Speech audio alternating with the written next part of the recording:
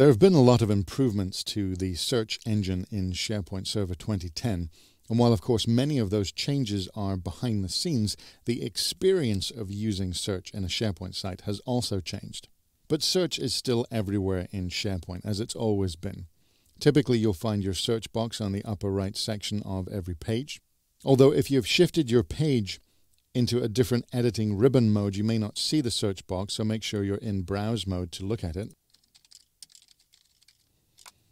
When you search, SharePoint will still return information from pages, from documents in your sites, and depending on how your administrators have configured it, even from external sites and from external sources like shared folders and Exchange public folders. One new feature of the search in SharePoint 2010 is the idea of being able to refine your results.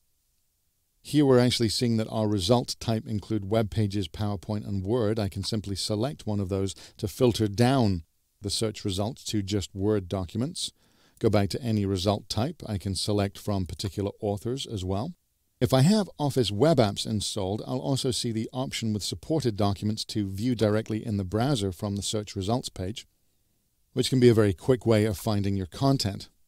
Not only that, but I also have this icon on the search results page, and if I click it, it's actually allowing me to add a new search connector to Windows. If I know that I'm going to be searching this location a lot and I don't want to have to open up a browser, I can actually add it to the search results in Windows itself so that I can directly search SharePoint sites from Windows itself.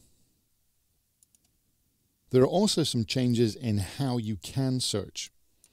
In SharePoint 2007, we couldn't do wildcard searches, and now we can, using an asterisk at the end of a word to actually find anything that matches it.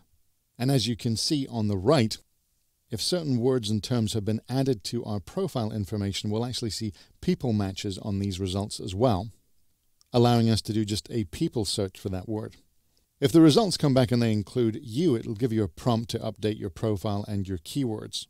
And in this search, I can also enter in and not and Boolean operators to actually exclude some results too.